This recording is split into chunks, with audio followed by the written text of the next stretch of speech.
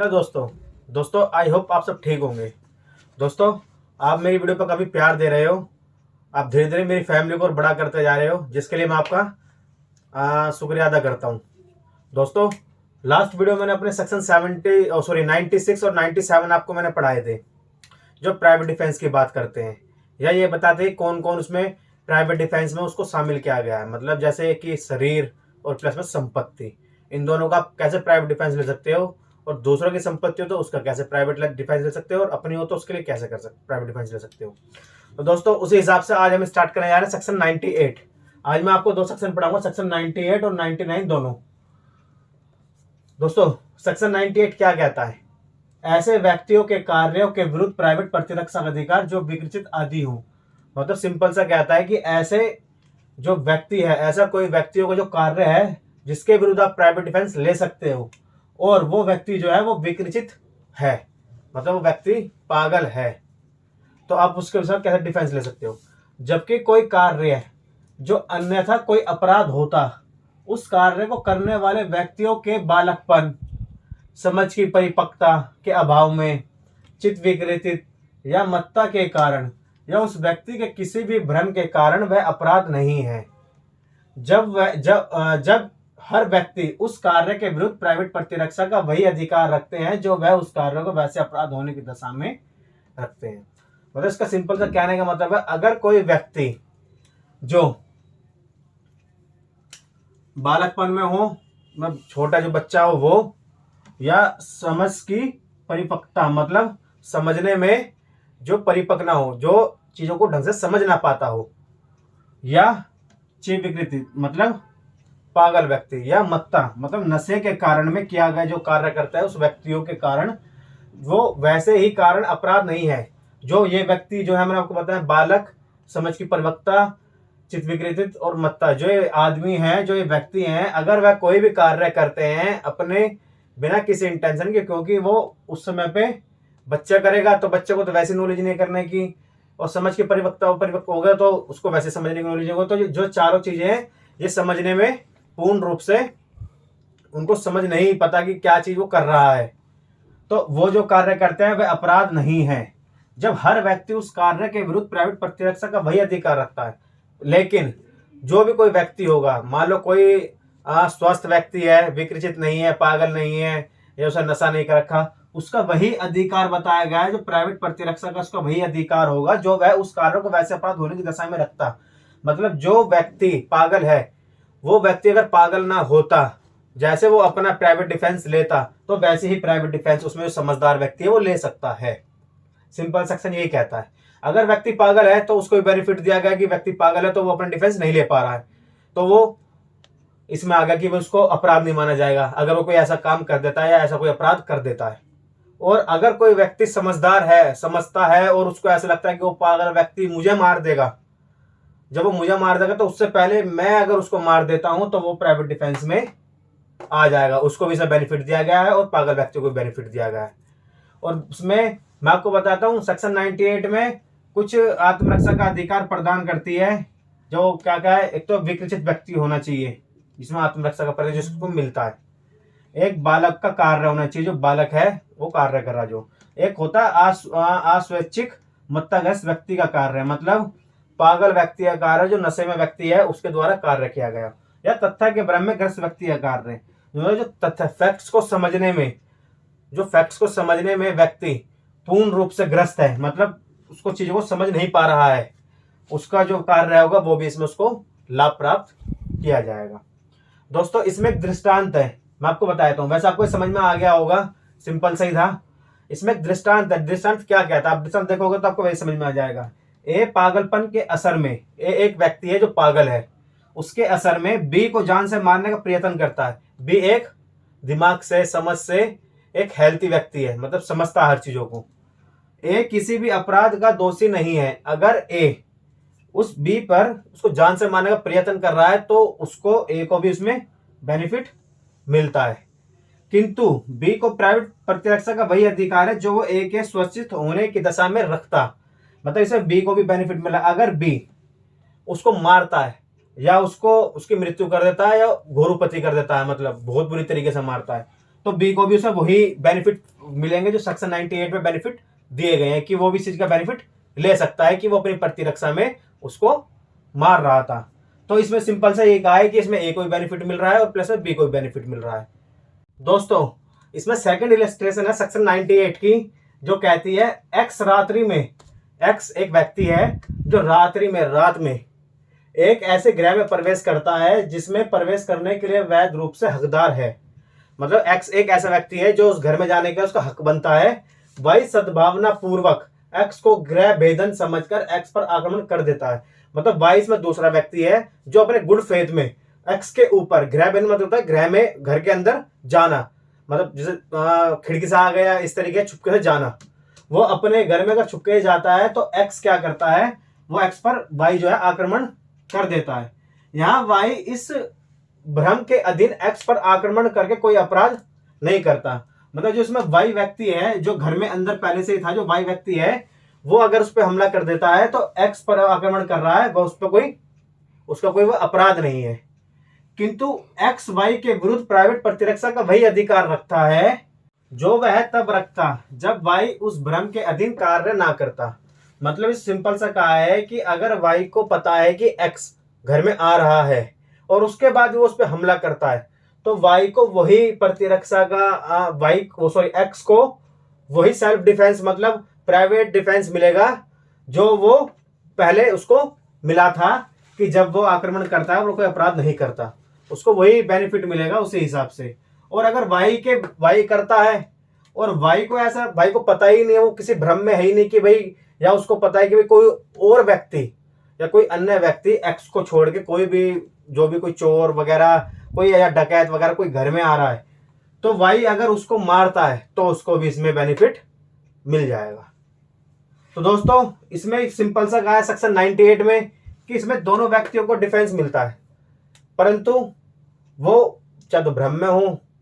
चाहे उसको पता हो कि ये व्यक्ति पागल है, ये मुझे मार देगा, तो मुझे अपने बचाव के लिए आप उसका बेनिफिट ले सकते हो। मत्ता में हो, ग्रह भेदन हो, या प्लस में चित्त विकृत व्यक्ति हो, कोई भी इस तरह का व्यक्ति है जिसमें उसको लगता है कि वो पागल है, तो वो आप उसका डिफेंस ले सकते हो। या अगर उस पागल व्यक्ति को या कोई भी अदर व्यक्ति को ऐसा लगता है कि भाई वो मुझे मार देगा, तो वो भी उसका डिफेंस ले सकता है। तो दोनों में ही ये बात कही गई है। दोस्तों इस हिसाब से सेक्शन 99 क्या कहता है, सेक्शन 99 आप एक बात याद रखना कि जो सारे सेक्शन हैं उनके मतलब विपरीत है, मतलब सबको सब में सेक्शन में बेनिफिट दिया जाता है, इसमें बेनिफिट नहीं दिया जाता। ये सेक्शन इसी की बात करता है कि आपको इसमें कोई बेनिफिट नहीं मिलेगा और आप इस तरह को कोई भी कार्य करते हो। इन जैसे आप 98 में बेनिफिट मिला है, 97 में मिला है, 96 में मिला है, प्राइवेट डिफेंस का मिला है, शरीर के लिए मिला है, संपत्ति के लिए मिला है, प्लस में आपस में लड़ रहे हो उसमें बेनिफिट मिला है। परंतु सेक्शन 99 में इसमें कोई बेनिफिट नहीं है। मैं आपको बता देता हूँ कैसे। यदि कोई, इसमें पहले आप सेक्शन पढ़ लिए, सेक्शन क्या है, कार्य जिसके विरुद्ध प्राइवेट प्रतिरक्षा का अधिकार नहीं है। ऐसा कोई भी कार्य है जिसके विरुद्ध जो प्राइवेट प्रतिरक्षा का उसमें कोई अधिकार उसको प्राप्त है ही नहीं। जैसे यदि कोई कार्य है जिसमें मृत्यु घोर उपति की आशंका युक्ति रूप से कारित नहीं होती, मतलब ऐसा भी कोई कार्य है जिसमें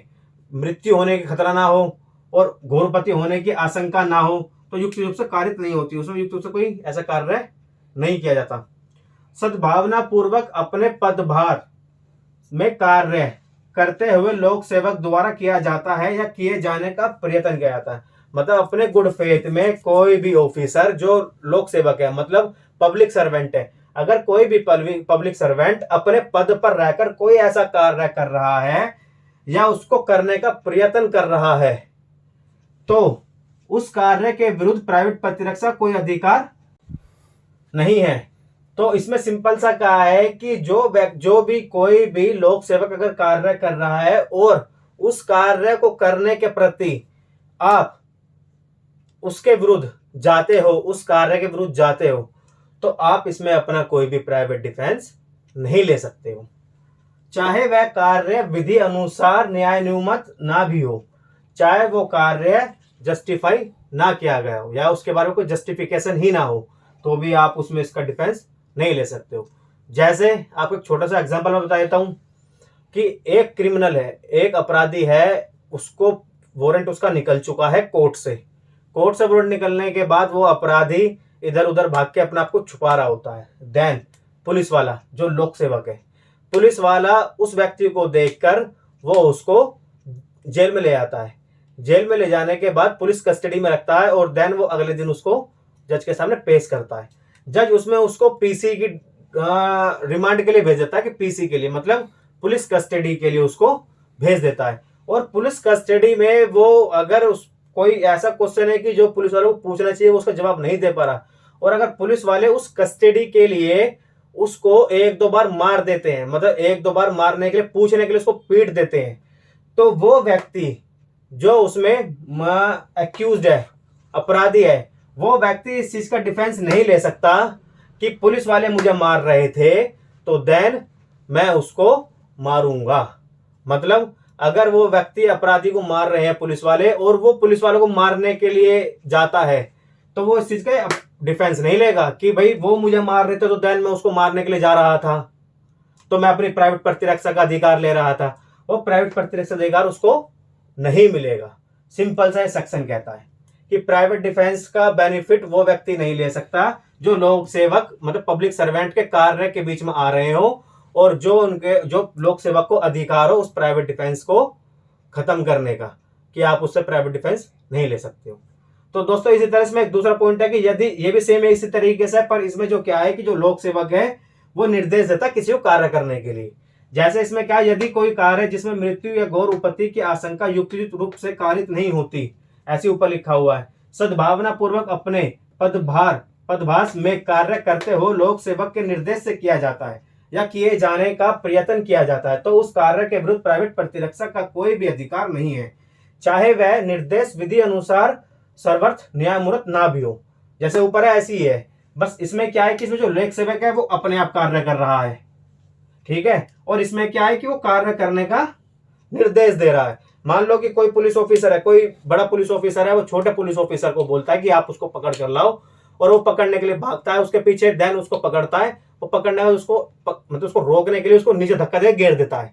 और जो व्यक्ति जो गिर जाता है वो उठ के पुलिस वालों को मारने लगता है, तो वो इस चीज का डिफेंस नहीं ले सकते यहाँ पे प्राइवेट डिफेंस का, कि वो मुझे मार रहा था और देन मैं उसका डिफेंस ले रहा हूं। तो वो कहा तो बड़े ऑफिसर ने कार्य करने के लिए, छोटे ऑफिसर को जिसने निर्देश दिया था उसने, तो उस निर्देश को कार्य कर सकता है जो लोक सेवक है। बट परंतु कोई भी आम आदमी, कोई भी व्यक्ति इसमें उसका डिफेंस नहीं ले सकता कि वो मुझे धक्का देकर उसने घेर दिया तो मुझे ऐसा लगा कि मुझे मारने आ रहा है तो मैं अपना प्राइवेट डिफेंस ले रहा हूं। नहीं, वो आपके लिए इसमें प्राइवेट डिफेंस है ही नहीं। दोस्तों उसका नेक्स्ट पॉइंट है सेक्शन 99 का, कि उन दशाओं में जिसमें संरक्षा के लिए लोक प्राधिकारियों की सहायता प्राप्त करने के लिए समय है, प्राइवेट प्रतिरक्षा कोई अधिकार नहीं है। मतलब इसे सिंपल सा कहता है कि उन दशाओं में, मतलब इस तरह कोई भी दशा हो सकती है, जैसे मान लो कि पुलिस वालों ने पकड़ लिया मौके पर, पीसी पुलिस ले गई, थाने ले गई, तो वहां पर क्या है कि आपके पास यह अधिकार है, ये जो संरक्षक है जो संरक्षा करते हैं, मतलब आपकी फैमिली, कहने का मतलब आपकी फैमिली जो होगी या आपके लीगल हायर्स, लीगल फैमिली इस तरीके से, या कोई भी आस पड़ोस में अगर कोई भी आपका संरक्षक है, उसको ये अधिकार प्राप्त है कि वो लोग पब्लिक अथॉरिटी जो, जैसे मान लो आप पुलिस वाले पकड़ लिया, तो थाने में जाकर जो एसएचओ हो या कोई बड़े अधिकारी हो उनके पास जाकर सहायता प्राप्त करने का समय आपके पास है, या ऐसा कोई कार्य है कि जिसमें उनको वारंट हो रखे हैं, जैसे कोई भी किसी भी तरह का कार्य हो और उसमें अगर आपको पकड़ ले तो आप किसी भी अथॉरिटी में, उसकी अथॉरिटी के अकॉर्डिंग आप उस अथॉरिटी में जाकर अपनी सहायता प्राप्त करने के लिए आपके पास समय है। आप डायरेक्ट प्राइवेट प्रतिरक्षा का उसमें अधिकार नहीं ले सकते हो। ये नहीं कर सकते कि आप डायरेक्ट, जैसे मान लो किसी पुलिस वाले ने पकड़ लिया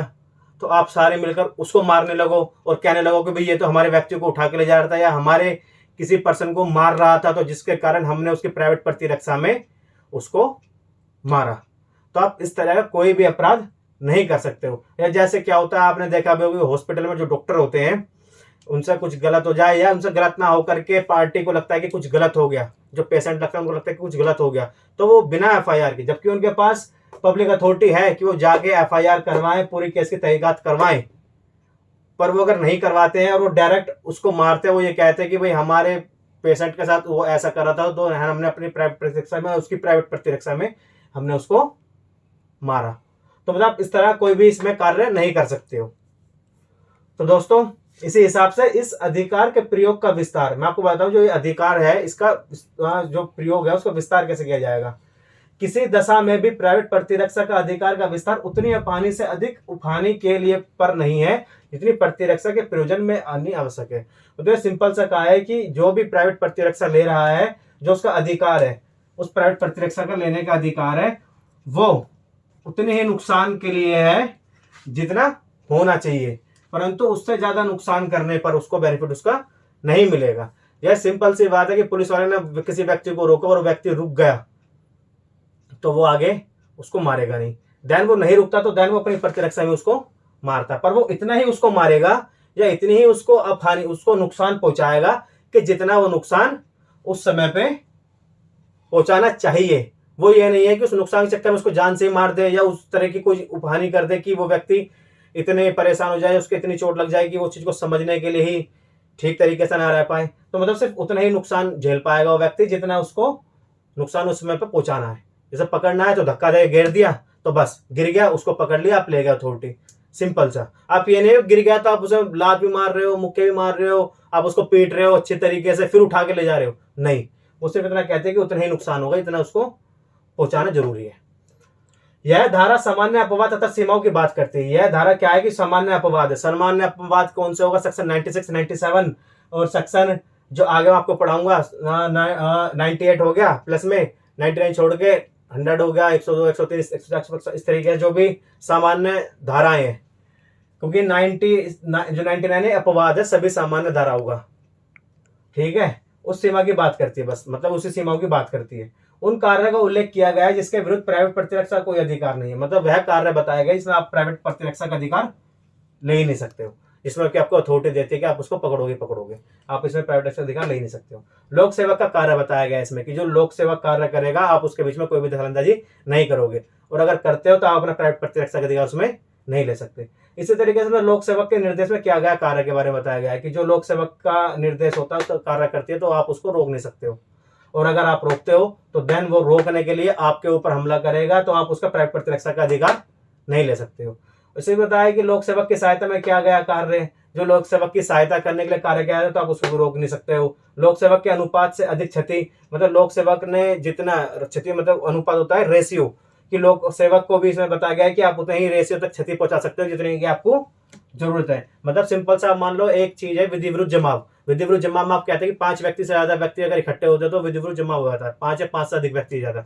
5 व्यक्ति जो है, अगर आप पुलिस वाले कहते हैं कि आप अपने घर चले जाओ, यहाँ पे विधि विरुद्ध जमाव मत करो, ठीक है, तो वो उस चीज में वो विधि विरुद्ध जमाव उसको नहीं करेंगे। अगर वो करते हैं उसके बाद भी वो उस पुलिस वाले की बात सुनकर वो जाते नहीं है तो देन पुलिस वालों का अधिकार होगा कि उसको उठा के जेल डाल दे। अगर वो जेल डालने में धक्का मुक्की करते हैं तो पुलिस वालों को यह अधिकार है कि वो उसको क्षति थोड़ी बहुत पहुंचाए, जितनी उसमें क्षति पहुंचाने के लिए एक रेशियो है कि आप इतनी क्षति पहुंचाओगे, जैसे मैंने आपको ऊपर ही पढ़ाया था। और उसके बाद अगर वो व्यक्ति उल्टा पुलिस वालों को मारता है कि मैं प्राइवेट डिफेंस ले रहा हूं, तो वो इसमें उसको प्राइवेट डिफेंस नहीं मिलेगा। तो सिंपल सा ही मैंने आपको बता दिया है पूरा सेक्शन 99। दोस्तों इसमें केस लॉ भी है, 2 केस लॉ आपको पढ़ा देता हूं। पहला केस लॉ है मुंशीराम वर्सेस दिल्ली प्रशासन। यह केस 1968 का था, सुप्रीम कोर्ट का केस है। इसमें क्या हुआ था कि विधि यह नहीं कहती कि वह व्यक्ति जिसकी संपत्ति पे अतिचारियों द्वारा बलपूर्वक कब्जा करने का प्रयत्न किया जाए, वहां से भागकर प्राधिकारियों से सुरक्षा मांगने जाए। प्राइवेट प्रतिरक्षा का अधिकार एक सामान्य और एक सामाजिक उद्देश्य को पूरा करता है। मतलब सिंपल सा कहा है कि विधि यह नहीं कहेगी कि अगर आपकी संपत्ति पर कोई कब्जा कर रहा है या कोई भी आपको इस तरीके से पीट रहा है तो आप उसके पास नहीं जाओगे, कोई भी अथॉरिटी के पास, कि आप पहले अथॉरिटी जाओ, वहां से लेटर लिखवा के लाओ या वहां से उस लेटर को लेकर आओ, देन उसके बाद आप प्राइवेट प्रतिरक्षा का अधिकार आप फिर लो। तो ऐसा नहीं है। अगर आपको लगता है कि भी इसी समय मुझे प्राइवेट डिफेंस मतलब प्राइवेट प्रतिरक्षा का अधिकार मुझे चाहिए तो वो ले सकता है, और उसमें वो एक सामाजिक उद्देश्य को पूरा करते हैं, मतलब एक सामाजिक कार्य के अकॉर्डिंग एक उद्देश्य समाज का, वो उसके लिए इसमें उसको डायरेक्ट वहां पे रोक सकती है। दोस्तों इसमें आपको मैं बताता हूँ स्पष्टीकरण भी है। इसमें स्पष्टीकरण ये कहा गया है कि अगर कोई भी पुलिस ऑफिसर किसी भी व्यक्ति को पकड़ने के लिए, पुलिस ऑफिसर या कोई भी पब्लिक अथॉरिटी, मतलब अथॉरिटी या कोई भी व्यक्ति या पब्लिक सर्वेंट, लोक सेवक, कोई भी व्यक्ति जाता है किसी भी व्यक्ति को पकड़ने, बताने, रोकने या किसी भी तरह का कोई कार्य करने के लिए, वो जो होगा व्यक्ति जो लोक सेवक है उसको अपनी एक तो ड्रेस में जाना पड़ेगा। अगर वो ड्रेस में नहीं जाता तो उसको अपनी आइडेंटिफिकेशन उसको पहले बतानी पड़ेगी। आइडेंटिफिकेशन बताने के बाद या वो ड्रेस पहन के जाए, आइडेंटिफिकेशन बताए, या फिर वो ऐसा कोई वारंट, जैसे मान लो वारंट होता है, पुलिस वाले चले आते हैं सिविल ड्रेस में चले जाते हैं कि वारंट दिए आते हैं, तो एक तरीके से होता है कि पुलिस वाले जो होंगे वो उस वारंट को, उनके पास वो वारंट होना चाहिए जिसके लिए वो जा रहे हैं और जिस कार्य को कर रहे हैं, या वो अपने ड्रेस में होने चाहिए, या वो पकड़ने से पहले किसी भी व्यक्ति को, जो पकड़ने से पहले किसी भी व्यक्ति को वो अपनी आइडेंटिफिकेशन बतानी चाहिए। स्पष्टीकरण यही कहती है, अगर वो व्यक्ति अपनी बिना, वो जो लोक सेवक है, जो पब्लिक सर्वेंट है, वो अगर अपनी कोई भी बात, मतलब कोई भी अपनी आइडेंटिफिकेशन नहीं बताता और वो डायरेक्ट सिविल ड्रेस में जाने के बाद वो किसी व्यक्ति को पकड़ता है और उसके बाद पकड़ने के बाद वो छुड़ाव करता है, जो अपराधी है या कोई भी व्यक्ति है वो छुड़ाव करता है और उसमें उनकी लड़ाई हो जाती है, वो फिर भी अपना इंट्रोडक्शन नहीं देता उसको, और जिसमें वो व्यक्ति जो है, जो छुड़ाव करता है, वो उसको मार देता है या पीट देता है, तो उसमें उसको प्रतिरक्षा का अधिकार वहां पे मिल जाएगा, बिकॉज वो नहीं जानता था कि जो व्यक्ति है वो पब्लिक सर्वेंट है, उसको वहां अधिकार मिल सकता है सिर्फ। परंतु अगर कोई व्यक्ति खुद कह रहा है कि मैं पब्लिक सर्वेंट हूं, मैं पब्लिक के कार्य के लिए आया हूं, या मेरे पास डॉक्यूमेंट है पब्लिक सर्वेंट का, या पब्लिक सर्वेंट होने के नाते मैं अपनी आइडेंटिफिकेशन आपको बता रहा हूं, दिखा रहा हूं, या मैं ड्रेस में हूं, तो आप उसके बाद अगर कोई हमला करते हो उसके ऊपर, या आपसे उसकी कोई लड़ाई होती है और उसके बाद आप इसका प्राइवेट डिफेंस लेना चाहते हो, तो वो आपको इसमें सेक्शन में नहीं मिलेगा। तो मैंने आपको बता दिया कि स्पष्टीकरण में मैंने आपको बता दिया है। तो इसमें एक दूसरा केस हो रहा है, बूटा सिंह वर्सेस स्टेट। इस वाले केस में क्या कहता है, प्राइवेट प्रतिरक्षा के अधिकार के प्रयोग के समय विधि यह आशा नहीं करती कि प्रतिरक्षा आक्रमण को समाप्त करने के लिए बल्कि सही मात्रा कितनी होगी, या उसको तराजू से तोला नहीं जा सकता। इसमें सिंपल सा कहता है, इस अधिकार के प्रयोग में बल की मात्रा की सटीकता को नहीं बल्कि उसकी युक्ति को देखना जाना चाहिए। मतलब इस वाले केस में सिंपल सा क्या है कि अगर प्राइवेट प्रतिरक्षा में अगर कोई भी अधिकारी उस समय पे विधि के द्वारा यह प्रतिरक्षा आक्रमण को समाप्त करने के लिए, उस चीज को रोकने के लिए वो ये मात्रा नहीं देख पाएगा, जैसे उस पर मैंने आपको बताया था ऊपर कि भाई जो इसमें लिखा हानि से अधिक हानि नहीं कर सकते, मतलब नुकसान इतना नहीं पहुंचाओगे जितना नुकसान पहुंचाने की उस समय पे जरूरत है। तो वो इसी बात को इसमें कहता है कि अभी कोई भी अगर आप नुकसान करते हो तो वो नुकसान किसी भी तराजू की तरह नहीं तोड़ी जा सकती कि वो नुकसान कितना हो रहा है। मान लो ऐसा मुक्का मार दे तो मारना तो मुंह पे जाता है, पर उसका दांत में लग गया, दांत उसका टूट गया, तो ये गोरुपति में आ गया, परंतु वो चाहता नहीं था उसको गोरुपति पहुंचाना। तो वो यही सिंपल सा कहता है कि इसमें कोई भी तराजू से नापा नहीं जा सकता कि उसको जो चोट पहुंचा रहा हो कितनी पहुंचा रहा है, परंतु यह एक युक्त मतलब एक देखना चाहिए, एक तरीका देखना चाहिए कि भाई वो जो चोट पहुंचा रहा था तो किस तरीके से पहुंचा रहा था, सिंपल सा उसको इसका बेनिफिट मिल जाता है कि यहाँ पे कि भाई अगर मान लो कि वो चोट पहुंचा रहा है तो वो एक बार की सोचेगा कि भाई जितने मैं पहुंचा रहा हूँ, और ये कोर्ट भी देखती है कि भाई अगर उसने उसको मारा तो कितना मारा और किस कार्य के लिए कितना उसको मारना चाहिए था। तो सिंपल से ये दोनों मैंने आपको केस लॉ भी बता दिए हैं, इसके प्रयोग भी बता दिया है, और देन मैंने इसको पॉइंट भी बता दिए हैं। मैंने इसमें आपको दोनों सेक्शन अपने कंप्लीट कर दिए। सेक्शन 98 भी मेरा कंप्लीट हो चुका है, और सॉरी 98 भी हो चुका है, और 99 दोनों कंप्लीट हो चुके हैं। मेरा जो अगला सेक्शन है वो सेक्शन 100 होगा। तो सेक्शन 99 में आपको बता दिया कि यह सामान्य अपवाद है, मतलब सभी सेक्शनों का एक अपवाद बताया गया है कि जब समय आपको बताया कि प्राइवेट डिफेंस में सबको बेनिफिट मिलता है परंतु इसमें नहीं मिलता, तो ये सबका अपवाद है। और दोस्तों मैंने दोनों सेक्शन आपको पढ़ा दिए हैं, देन आप प्लीज़ मेरे दोनों सेक्शन को देखिए, उसको समझिए अच्छे से, क्योंकि मैंने अच्छे से आपको एक्सप्लेन करके पढ़ाए हैं। और प्लीज़ मेरी वीडियो पर हमेशा बने रहिए, और मेरी वीडियो को आप लाइक कीजिए, कमेंट कीजिए, प्लस में मेरी वीडियो को शेयर कीजिए, और मेरे चैनल को सब्सक्राइब कीजिए, जिससे कि मैं आगे आपको इसी तरीके से सेक्शन आगे पढ़ाता चलूँ। Thank you.